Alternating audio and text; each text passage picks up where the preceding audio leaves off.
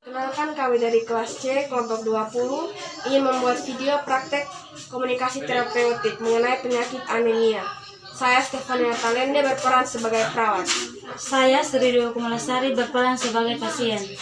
Komunikasi terapeutik adalah komunikasi yang digunakan secara sadar, bertujuan dengan kegiatannya dipusatkan untuk kesehatan pasien. Fase-fase komunikasi terapeutik. Yang pertama, fase prainteraksi, merupakan fase persiapan yang dilakukan perawat sebelum berinteraksi dengan pasien. Yang kedua, fase orientasi, merupakan fase pertama kali perawat bertemu dengan pasien, memulai dan membina hubungan saling percaya, memperjelas keluhan, masalah atau kebutuhan pasien dengan mengajukan pertanyaan tentang perasaan pasien.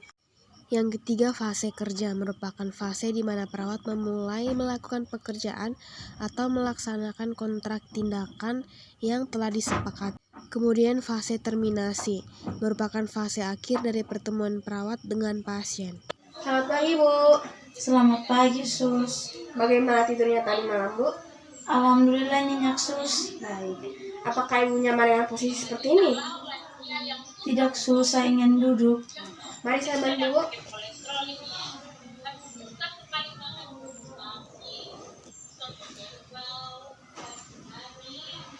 Bagaimana, Bu? Apakah sudah nyaman? Sudah, Sus, terima kasih. Sama-sama, Bu.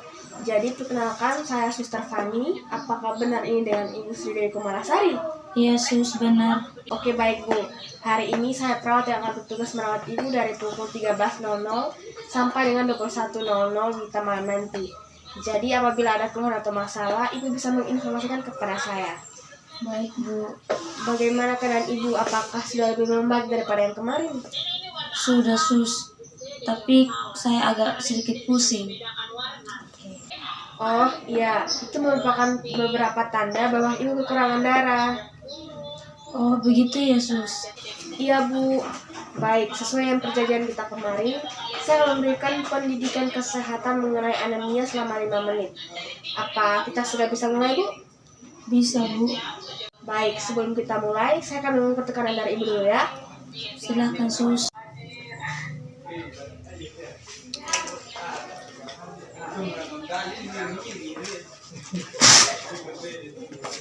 Permisi ya, Bu. Iya, Sus.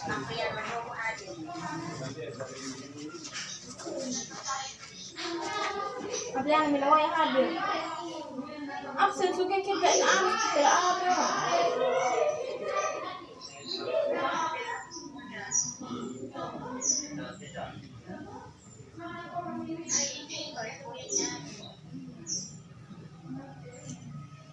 Ayan.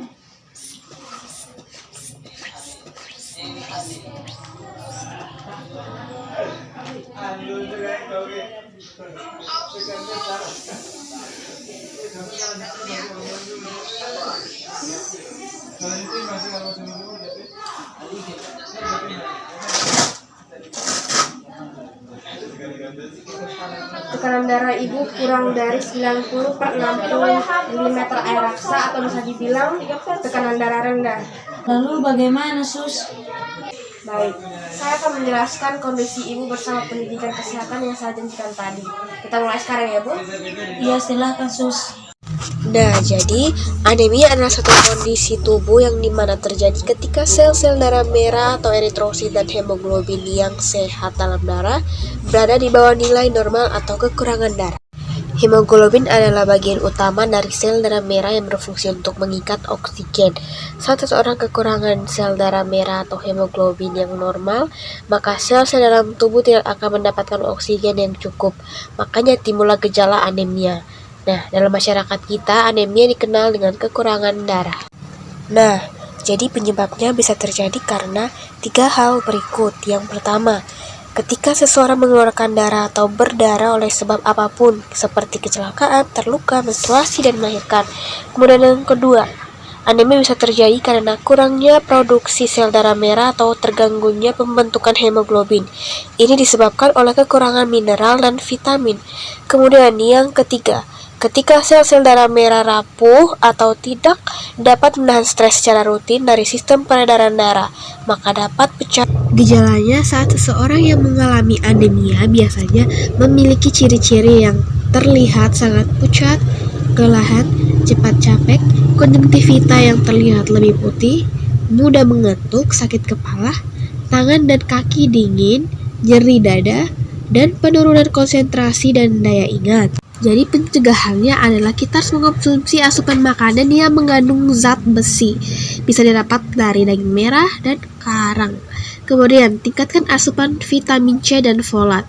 Itu dapat dari jeruk, nanas, dan bayam. Kemudian mengkonsumsi makanan yang mengandung vitamin B12, yaitu telur, ikan, dan yogurt. Kemudian roti dengan gandum yang kaya akan zat besi. Kemudian pengobatannya itu bisa dilakukan dengan transfusi darah atau proses menyalurkan darah atau produk berbasis darah dari satu orang ke sistem peredaran orang lain. Jadi begitu, Bu. Oh, begitu ya, Sus. Baik, saya rasa pemberian pendidikan kesehatan ini sudah cukup. Sekarang bagaimana perasaan Ibu setelah diberi pendidikan kesehatan ini?